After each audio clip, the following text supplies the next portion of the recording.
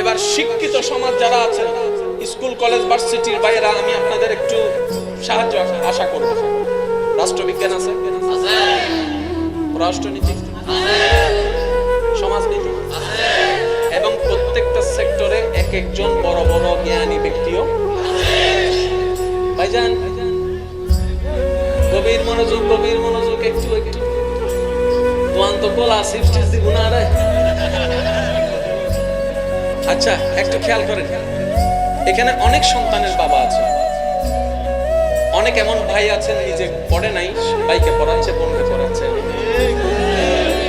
আছে না? নিজের পড়ার স্বপ্নটা ভাই বোনের পড়ার কামিয়াবির মধ্যে খুঁজে পাচ্ছে, নিজে কষ্ট করছে। এমনও বড় ভাই আছেন এখানে যে ভাই বোনকে বলে আমি পড়তে পারি নাই, আমার স্বপ্নটুকু তোদের পূরণ করতে হবে। কত বড় ত্যাগ, আছে না? এরকম অনেক আছে। এবার আমি একটা কথা বলি, আপনার প্রিয় যেটা সবচেয়ে প্রিয়, এটাকে কোথায় রাখবেন? যেটা সবচেয়ে বেস্ট জায়গা, কথা বলেন না। যেটাকে একদম দেখতে পারেন না সেটাকে রাখবেন কোথায়? যেখানে সেখানে, ঠিক না? ঠিক। আল্লাহর হাবিব, আপনার আমার নবী, আমাদের ভাগ্যটা দেখেন, আল্লাহর হাবিব নবীকে পেয়েছি আমরা। আল্লাহ সবচাইতে বেশি যাকে ভালোবাসেছেন সে নবীকে পেয়েছি। কখনো দিব? আচ্ছা, এবার কাকে কোথায় পাঠাবে সিদ্ধান্ত কার?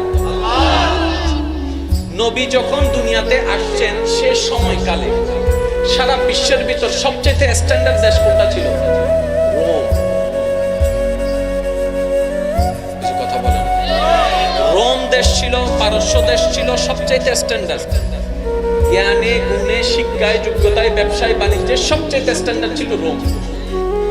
এবার আল্লাহ, গভীর মনোযোগ, এবার আল্লাহ আপনার আমার হাবিব দয়াল নবী মুস্তাফা রাহমাতুল লিল আলামিনকে পাঠানোর সিদ্ধান্ত নিলেন। ফেরেশতারা জিজ্ঞেস করলেন, মওলা কোন গ্রহে পাঠাবা? রব্বে করিম বললেন, মঙ্গল গ্রহে নয়, বুধ গ্রহ নয়, পৃথিবী গ্রহে পাঠাবো। সুবহানাল্লাহর আওয়াজ একটু বড়। এবার ফেরেশতা জিজ্ঞেস করলে, আল্লাহ এই পৃথিবী গ্রহের মধ্যে তো স্থল আছে, পানি আছে, কোথায় পাঠাবা? আল্লাহ পাক বলেন, পানিতে নয়, স্থলে পাঠাবো। এবার আমার ভাইয়েরা জানেন, পৃথিবীর মধ্যে 4 ভাগ, 3 ভাগ পানি, 1 ভাগ স্থল। পৃথিবীর 4 ভাগের মধ্যে 3 ভাগ পানি, 1 ভাগ। এবার ফেরেশতারা জিজ্ঞেস করলেন, রব্বে করিম এই স্থলের মধ্যে তো অনেক জায়গা আছে, আফ্রিকা আছে, ইউরোপ আছে, আমেরিকা আছে, বিভিন্ন দেশ আছে, বিভিন্ন মডার্ন কান্ট্রি আছে। মাওলা এমন জায়গা তো অনেক স্ট্যান্ডার্ড জায়গা আছে। যেহেতু তোমার হাবিবকে তুমি পাঠাচ্ছ, পৃথিবীর সবচেয়ে দামি জায়গায় পাঠাবা, পৃথিবীর সবচেয়ে উর্বর জায়গায় পাঠাবা, পৃথিবীর সবচেয়ে ব্যবসায়িক জায়গায় পাঠাবা, পৃথিবীর সবচেয়ে শিক্ষিত জায়গায় পাঠাবা, পৃথিবীর সবচেয়ে সভ্য কালচারে পাঠাবা নিশ্চয়। রব্বে করিম বলে যে না, আমি ওখানে পাঠাবো না, আমি আরবে পাঠাবো, জাজিরাতুল আরবে পাঠাবো। ফেরেশতারা বলে, আল্লাহ জাজিরাতুল আরব এটা তো নিকৃষ্ট একটা স্থান। কেন? কারণ ওইখানকার মানুষ এত নিকৃষ্ট। 1000টা কারণের একটা কারণ আমরা সবাই জানি, যে নিজের বাবা হয়ে নিজের কন্যা সন্তানকে জীবিত কবর দিতে দ্বিধাবোধ করতো না। এত অমানুষের জায়গায়, এত অমানুষের দেশে, এত অমানুষের মন মস্তিষ্ক চিন্তাওয়ালার কাছে এরকম একটা জায়গায় তুমি নবীকে পাঠাবা। আল্লাহ এটা কি কিচ্ছু হচ্ছে? আল্লাহ পাক বলে, ইন্নী আলামু মা লা তা'লামুন, ইন্নী আলামু মা লা তা'লামুন। আমি আমার হাবিবকে পাঠানোর জন্য বাছাই করে নিয়েছি জাজিরাতুল আরবকে। এই জাজিরাতুল আরবের মধ্যে হেজাজকে বাছাই করলাম, হেজাজের ভিতর থেকে আমি মক্কাকে বাছাই করলাম। মক্কার মধ্যে 1000টা গ্রুপ আছে, 1000 গ্রুপের মধ্যে হাশিম গ্রুপকে, কুরাইশ গ্রুপকে বাছাই করলাম। কুরাইশ গ্রুপের মধ্যে আব্দুল মুত্তালিবকে বাছাই করলাম। আব্দুল মুত্তালিব থেকে আব্দুল্লাহকে বাছাই করলাম। আব্দুল্লাহর ওইখানে আমি আমার হাবিবকে পাঠাবো। এবার ফেরেশতারা জিজ্ঞেস করে, বুঝার জন্য বলছি, এবার ফেরেশতারা জিজ্ঞেস করে, মওলা এখানে তো কোনো স্ট্যান্ডার্ড নাই, এখানে কোনো উর্বর জমি নাই, এখানে কোনো চাষবাস নাই, এখানে কোনো কিছুই নাই, এখানে তো সবচেয়ে একদম খেত জায়গা, এখানে সবচেয়ে অনুর্বর জায়গা, এখানে সবচেয়ে অনুন্নত জায়গা, এখানে মানুষের চিন্তা ভালো না, এখানে মানুষের কর্ম ভালো না, সব থেকে শরাবি, সব থেকে জুয়াটি, সব থেকে জানাকো, সব থেকে এরকম খারাপ, শ্রেষ্ঠ খারাপ, একজন দুইজনও ভালো তো এখানে পাওয়া যাচ্ছে না। মাওলা এমন জায়গায় পাঠাবা। রব্বে করিম বলে, আমি যা জানি তোমরা তা জানো না। এবার নবী রাহমাতুল লিল আলামিনকে আল্লাহ পাক রব্বুল আলামিন পাঠাই দিলেন মা আমিনার ঘরে, মা আমিনার ঘরে, মা আমিনার ঘরে, সুবহানাল্লাহ, মা আমিনার ঘরে আল্লাহ পাক নবী রাহমাতুল লিল আলামিনকে পাঠাই দিলেন। এবার নবী রাহমাতুল, গভীর মনোযোগ, এবার নবী রাহমাতুল লিল আলামিন সেই জায়গার মধ্যে আস্তে আস্তে বড় হওয়া শুরু করলেন। এবার নবী আসার আগে একজন অভিভাবক হারাই ফেললেন, বাবা আব্দুল্লাহকে হারাই ফেললেন, বাবা আব্দুল্লাহকে হারাই ফেললেন। আর আপনারা জানেন, আমরা জানি, সবাই জানে, অভিভাবক ছাড়া কখনো সন্তান সুন্দর পরিবেশে বড় সুন্দর ব্যবহার শিখতে পারে, কারণ অভিভাবক তো শিখাবে, অভিভাবককে তো শিখাবে। এবার নবীর বড় হওয়াটা একটু খেয়াল করেন, সবই তো আল্লাহর ইশারা। আমি প্রায় সময় বলি আল্লাহর প্রত্যেকটা কাজে হিকমত আছে। আমরা বুঝি না বলে আল্লাহকে ভুল বুঝি, বুঝি না বলে অধৈর্য হয়ে যায়। এটা শুনলে আপনার জীবনটাকে আপনি ক্লিয়ার বুঝতে পারবেন। এবার নবী রহমাতুল লিল আলামিন কোন নবী? যিনি আল্লাহর হাবিব নবী, যিনি ইয়াসিন নবী, যিনি মুদ্দাসসির নবী, যিনি তোহা নবী, যিনি মেরাজুন নবী, যিনি হায়াতুন নবী, যিনি নূরুন নবী, যিনি আল্লাহর হাবিব নবী, যিনি খলিলের নবী, যিনি মূসার নবী, যিনি ঈসার নবী, যিনি দাউদের নবী, যিনি আদমের নবী। আল্লাহ হাবিব নবীকে পাঠাচ্ছেন, পাঠানোর আগে আব্বা জানকে তুলে নিলেন। এবার আম্মা জান ভাবতে লাগলেন, আমার সন্তান তো চলে আসলো, এই সন্তান বড় হবে কিভাবে? আদব কার কাছে শিখবে? ব্যবহার কার কাছে শিখবে? আর শিখবে তো শিখবে কিভাবে? সৎসঙ্গে স্বর্গবাস, অসৎসঙ্গে সর্বনাশ, সৎসঙ্গে স্বর্গবাস, অসৎসঙ্গে সর্বনাশ। এই যে মুহাম্মদ যেখানে বড় হবে, এখানে সবগুলা চুর, সবগুলা বাটপার, সবগুলা জানাকুর, সবগুলা মদদি, এমন খারাপ, নিজের মার সাথে জানা করতে পর্যন্ত দ্বিধাবোধ করে না, এমন পরিবেশে মুহাম্মদ কি শিখবে? এমন আল্লাহ পাক বলে, আমার কাজ তুমি বুঝবা না, আমার কাজ তুমি বুঝবা না, আমার কাজ তুমি বুঝবা না। এবার নবী রাহমাতুল লিল আলামিন বাল্যকাল, ছোটবেলা থেকে আস্তে আস্তে বড় হওয়া শুরু করলো। ডাইনে খারাপ, বামে খারাপ, সামনে খারাপ, পিছনে খারাপ, অন্যায় আর অন্যায়, গুনাহ আর গুনাহ, পাপ আর পাপ। কিন্তু বড় অদ্ভুত বিষয়, ফেরেশতারা অবাক হয়ে গেল।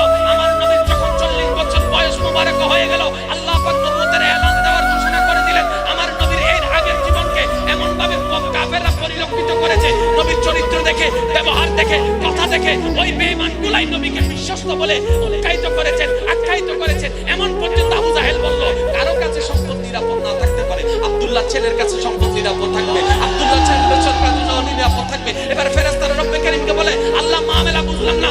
আল্লাহ পাক বলে, আমি কোন স্ট্যান্ডার্ড দেশে নবীকে পাঠাবো না, কোন স্ট্যান্ডার্ড পরিবারে পাঠাবো না, স্ট্যান্ডার্ড পরিবেশে পাঠাবো না। আমি বাবাকে নিয়ে আসবো, মাকে নিয়ে আসবো, যেন জগৎকে প্রমাণ করাই দিতে পারি তোদের আব্বাস শিকার জন্য, ভদ্রতা শিকার জন্য বাপ লাগে, দাদা লাগে, মা লাগে, শিক্ষক লাগে, পরিবেশ লাগে। আমার মুস্তাফার এগুলো কিচ্ছু দরকার হয় না, কারণ আমার মুস্তাফা কারো মতোই না। বলেন সুবহানাল্লাহ, আল্লাহু আকবার।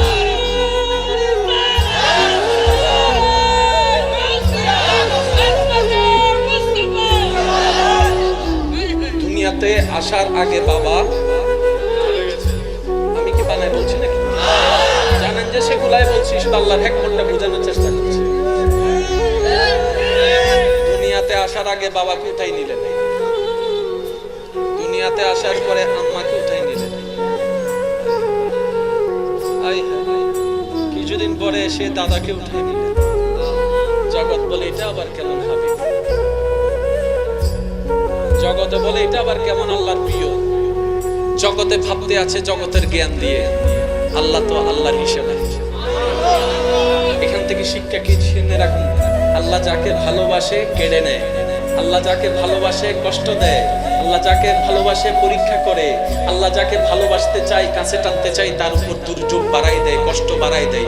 এখানের ভিতর চালাক হচ্ছে সেই ব্যক্তি যে বলে যে দিল তোমার, নিল তোমার, দিল তোমার, নিল তোমার, দাও তুমি, নাও তুমি মওলা, কিচ্ছু চাই না, তোমারে চাই। ধৈর্য ধরে বসে আছে, একদিন যায়, এক সপ্তাহ যায়, এক মাস যায়, এক বছর যায়, 2 বছর যায়, লড়ে না। হাজার জনে বলে লড়ে না, আত্মীয় বলে লড়ে না, বউয়ে শুনাই লড়ে না, স্বামীয়ে শুনাই লড়ে না, বাবা শুনাই লড়ে না, বন্ধু ঠেস মারে লড়ে না, এলাকার তাকে তাচ্ছিল্য করে লড়ে না। যখন তার ধৈর্যটা মওলার কাছে যেই দিন কবুল হয়ে যাবে, আল্লাহ পাক বলে ফেরেশতারে আজকে থেকে আমার বান্দার সঙ্গী হয়ে যাও। ফেরেশতা বলে মওলা কেন?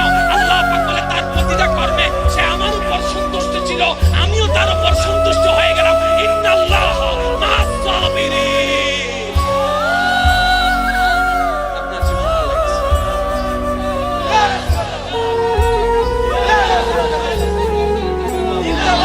আমরা এই হিকমত বুঝি না বলে আল্লাহ থেকে নিতে জানি না। আমরা ভালোবাসলে দিতে থাকি, আল্লাহ ভালোবাসলে আল্লাহ তুমি নাও কেন? দিলে তো সবাই বাবা দেয়।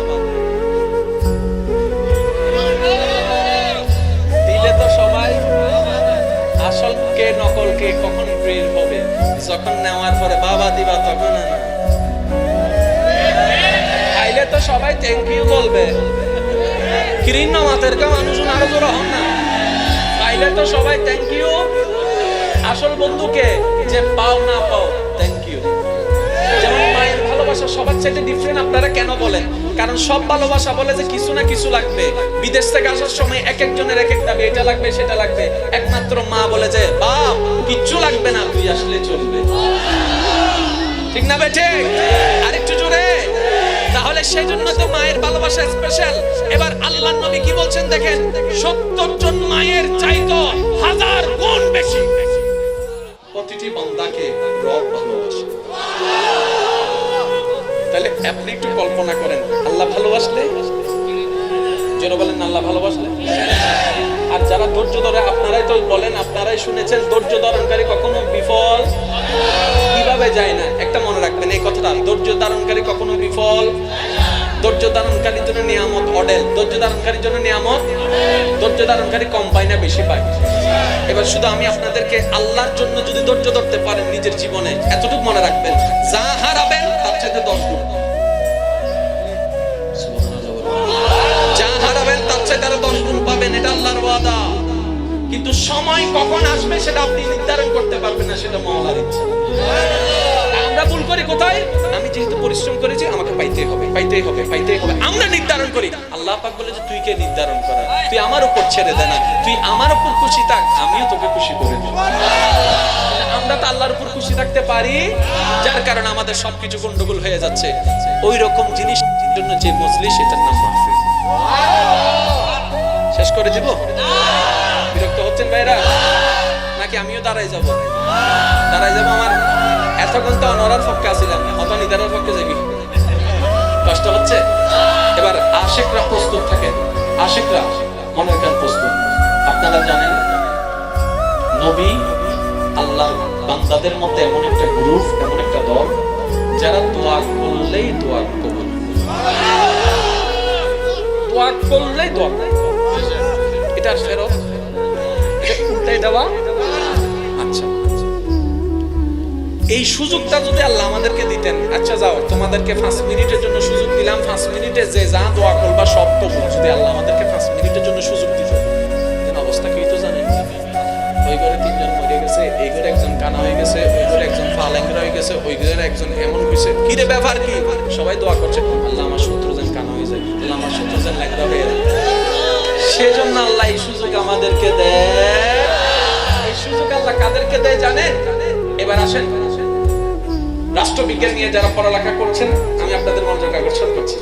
সত্যিকার ক্ষমতাশীল ব্যক্তিকে প্রশ্ন যদি করা হয়, তখন উত্তর দিচ্ছে রাষ্ট্রবিজ্ঞানে, যার কাছে ক্ষমতা থাকার পরও ক্ষমতা দেখায় না, সেই হচ্ছে সবচেয়ে সত্যিকার। পাওয়ার আছে কিন্তু পাওয়ার দেখায় না, অরিজিনাল পাওয়ার। আর যার কাছে পাওয়ার নাই সে কি করবে? সিনোস নাই হন কথায় কথায় শুধু পাওয়ার, সিনোস আমি কেডা, একডা চিনোস আমি কেডা।